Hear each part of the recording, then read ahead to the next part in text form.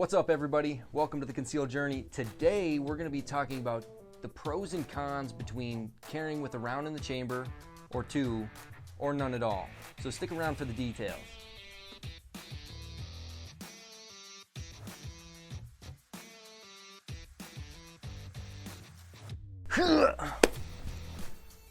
I'm Damien, your beautifully bearded baby face host today.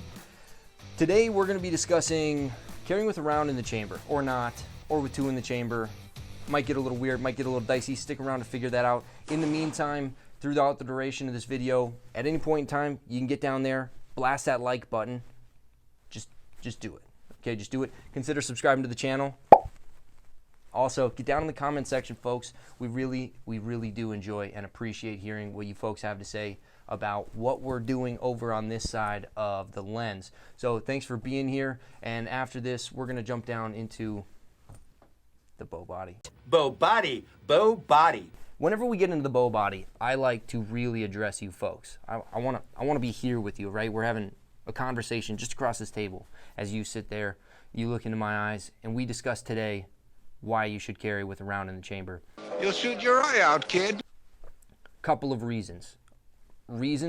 Logic, justification. At the very least, we'll call it justification. So one is to just always be ready.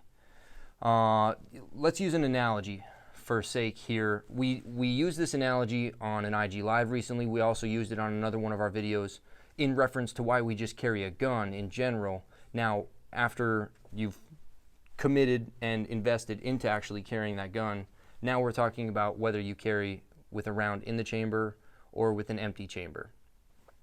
Our analogy for carrying with a round in the chamber is the seatbelt analogy, where when you jump in your vehicle and you begin driving, you fasten that seatbelt, because in a point in time where you're driving down the road, just hanging out, jamming to your tunes, on your way to work, whatever, grocery store, doesn't matter, you're at an intersection and you look over and you see this car is just about to T-bone you.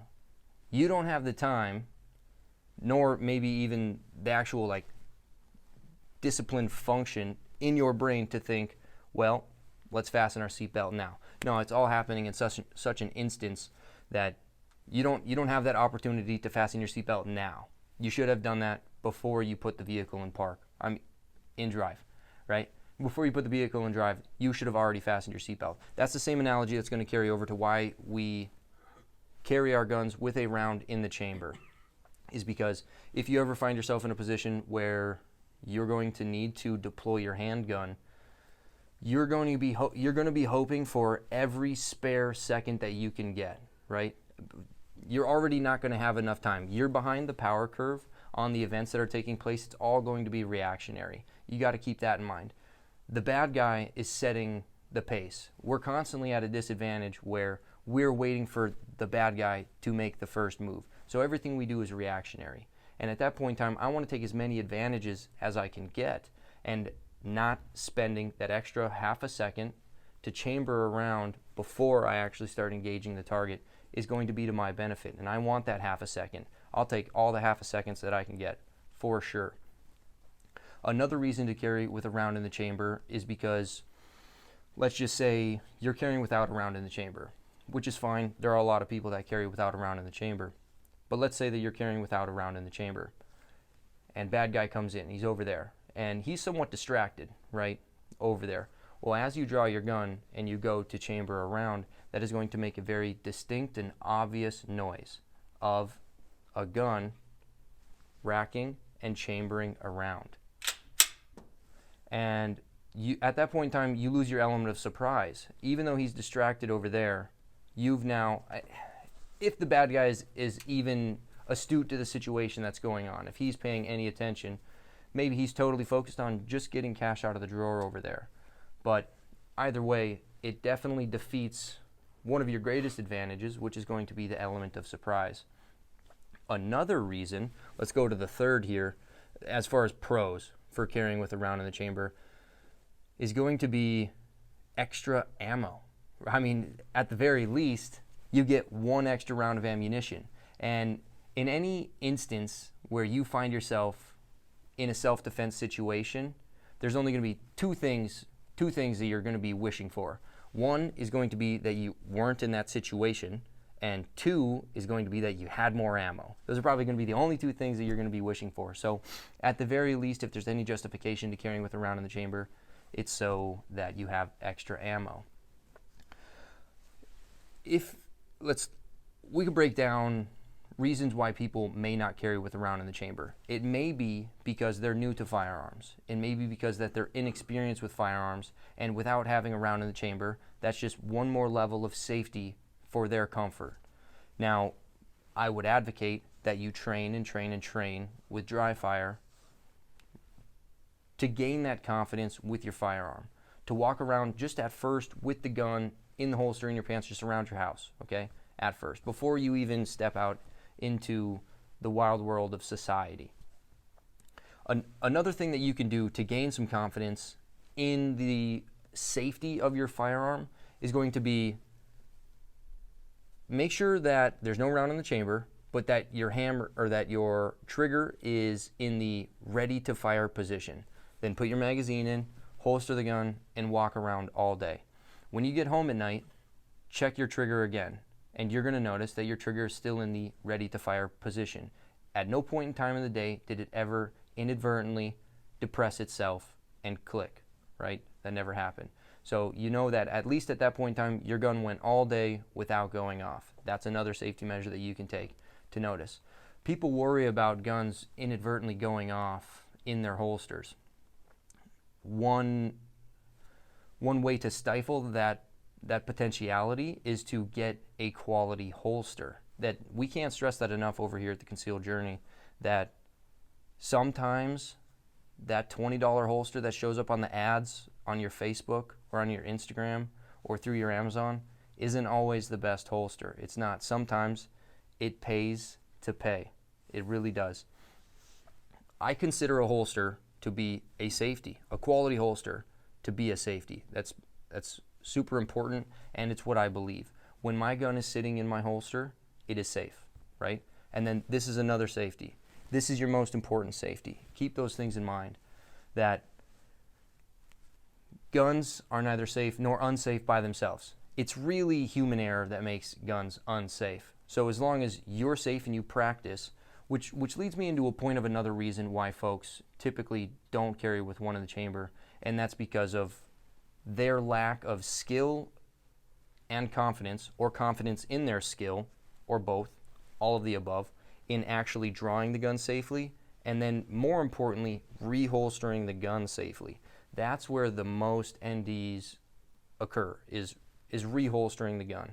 Where sometimes if you're not careful, if you wear a button-down shirt like this, the little corners of your coattails could end up, getting in between the holster and the gun itself. That's why it's super important to work through those reps, to gain that muscle memory, to gain that mental index of where your holster is, where your trigger finger placement is during the reholster. That's one benefit and justification as to why I carry appendix as well, is so that I can see that holster and I can watch that gun re-enter it as I reholster. That's super important to me. Also, I'm not fighting behind myself to get clothes out of the way to draw that gun, or to get clothes out of the way to reholster that gun. As the gun sits in front of me, I can view everything. I have both hands with equal opportunity to manipulate the clothing in front of me. That's why I carry. If it takes you some time getting used to carrying a gun and you're going to carry without a round in the chamber, it's acceptable. And a lot of people carry without a round in the chamber all the time. But you gain so much, I think, such an advantage if you do eventually find that courage, confidence, competence, all of the above, to carry with a round in the chamber. You're going to just be more ready if and or when that time ever occurs. And yeah, a lot of people carry without a round in the chamber. They draw the gun and they chamber around and they get on target, and you can be fast doing it. But if you're already fast being able to do that, think of how much faster you can be if there was already a round in the chamber. A lot of reasons why guns were originally carried on an empty chamber was for their lack of drop safe capabilities or qualities. And if you go back to single action cowboy guns, they were carried on an empty chamber as well, because once again there was no firing pin safety, There was no crossbar, there was no drop safeties, nothing like that. So they had to be carried on an empty chamber for safety precautions, obviously. Nowadays, not so much the case. With your modern striker fire handguns or decockers, whatever, there are a ton of safety features that are built into these firearms, making them inherently mechanically safe. Let's say that.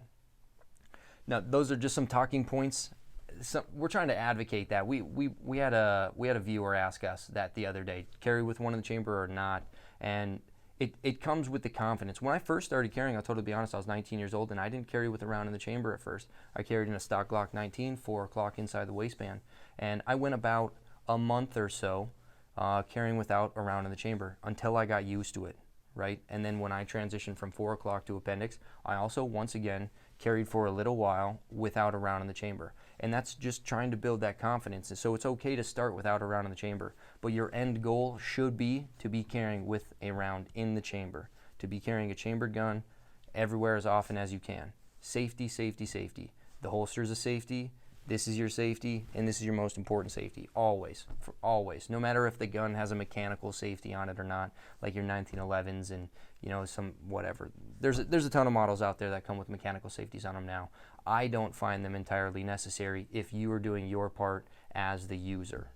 Keep that in mind. Some brief talking points here today about why you should be carrying with a round in the chamber. From all of us here at the Concealed Journey, we appreciate you folks tuning in. We really do. The repetition is the only way that we can truly express how much we enjoy and appreciate you folks being here and accompanying us on our journey, doing this, just being concealed carriers ourselves, and then producing content for you concealed carriers as well. So once again, I ask, like, comment, subscribe, get over there in the notifications, turn it to all so you see everything that we're coming out with. Also keep in mind, we still have that other video waiting for some likes so I can get pepper sprayed, and we've got that IG Live giveaway as well. So tune into that for that extra word that might help you.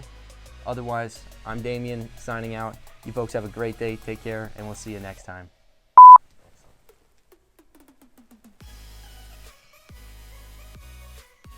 Are we recording?